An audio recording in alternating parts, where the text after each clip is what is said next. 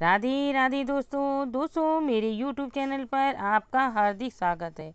दोस्तों मेरे YouTube channel पर आप नए हैं तो सबसे पहले मेरे चैनल को सब्सक्राइब कीजिए, बगल में बेल आइकन उसको पुश कीजिए जिससे मेरी नई नई वीडियो की नोटिफिकेशन आपको सबसे पहले मिलती रहे। दोस्तों जन्माष्टमी का पर्व खूब धूमधाम से मनाया, भगवान का जन्म हो गया है। अब बारी है भगवान के छठी उत्सव का। छठी उत्सव हमारे हिंदू धर्म में बड़े उससे मनाई जाती है। श्री कृष्ण जन्माष्टमी के 6 दिन बाद बाल गोपाल श्री कृष्ण का छठी महोत्सव मनाया जाता है। जन्माष्टमी का पर्व भगवान श्री कृष्ण के जन्मोत्सव तथा छठी पूजन नामकरण उत्सव के रूप में भी मनाया जाता है। भगवान श्री कृष्ण की छठी वाले दिन लोग अपने आराध्य को अपनी इच्छा के अनुसार नया नाम भी रखते हैं, जैसे माधव, लड्डू गोपाल जी, ठाकुर जी, मोहन जी आदि बहुत से नाम हैं। उनको अपने ठाकुर जी के कोई भी नाम रख सकते हैं। भगवान कृष्ण की छठी के दिन उन्हें पीले रंग के वस्त्र पहनाए जाते हैं तथा माखन मिश्री का भोग लगाया जाता है तथा भगवान श्री कृष्ण के बाल रूप की ही पूजा की जाती है। आइए जानते हैं हमें किस तरह नंदलाला की छठी का उत्सव मनाना चाहिए। कन्हैया जन्म यानी जन्माष्टमी के 6 दिन बाद छठी मनाई जाती है। इस दिन सबसे पहले कान्हा को सुबह के समय स्नान कराना चाहिए। स्नान आप उनको पंचामृत से कराइए, जैसे हमने जन्माष्टमी को कराया था इसी तरह हम आप दूध, घी, शहद और गंगा जल को मिलाकर पंचामृत बनाएं। इससे कान्हा को स्नान करवाएं। इसके बाद शंख में गंगा जल डालकर कान्हा को फिर से नहलाएं।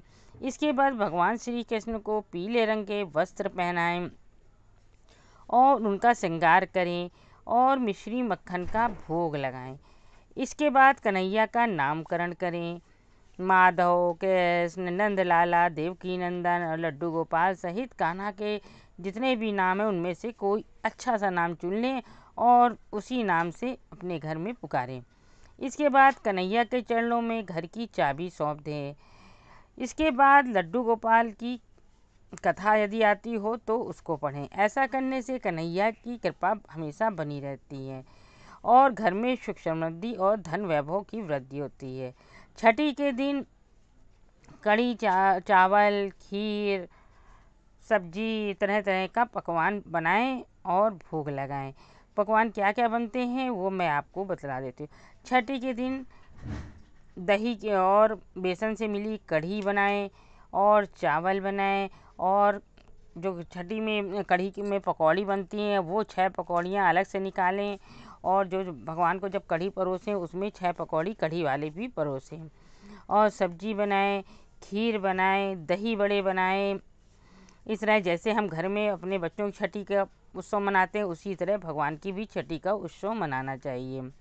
चलिए हम आपको लड्डू गोपाल की कथा सुनाते हैं।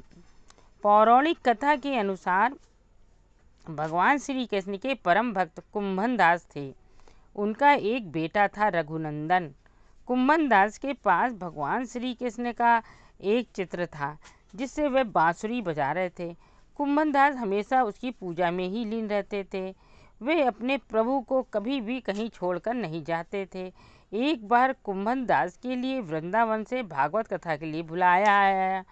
पहले तो कुंभन दास ने उस भागवत में जाने से मना कर दिया, परंतु लोगों के आग्रह करने पर वे जाने के लिए तैयार हो गए।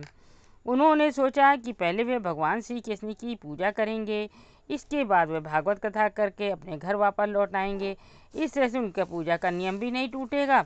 कुंभन दास ने अपने पुत्र को समझा दिया कि मैंने भगवान श्री कृष्ण के लिए भोग तैयार कर दिया है, तुम बस ठाकुर जी का भोग लगा देना। इतना कहकर वे वहाँ से चले गए। रघुनंदन की पुकार पर यूं दौड़े चले आए कान्हा। कुंभन दास के बेटे ने भोग की थाली ठाकुर जी के सामने रख दी और उनसे विनती की कि वह आए और भोग लगा दें। रघुनंदन मन ही मन ये सोच रहा था कि ठाकुर जी आएंगे और अपने हाथों से खाएंगे जैसे सभी मनुष्य खाते हैं। कुंभन दास के बेटे ने कई बार भगवान श्री कृष्ण से आकर खाने के लिए कहा, लेकिन भोजन को उसी प्रकार से देखकर वह निराश हो गया और रोने लगा। उसने रोते रोते भगवान श्री कृष्ण से कहा, भगवान आकर भोग लगाइए। उसकी पुकार सुनकर ठाकुर जी ने एक बालक का रूप रखा और भोजन करने के लिए बैठ गए। जिसके बाद रघुनंदन के चेहरे पर मुस्कुराहट आ गई। वृंदावन से भागवत करके जब कुंभनदास घर लौटा तो उसने अपने बेटे से प्रसाद के बारे में पूछा। रघुनंदन ने अपने पिता से कहा, ठाकुर जी ने सारा भोजन खा लिया है।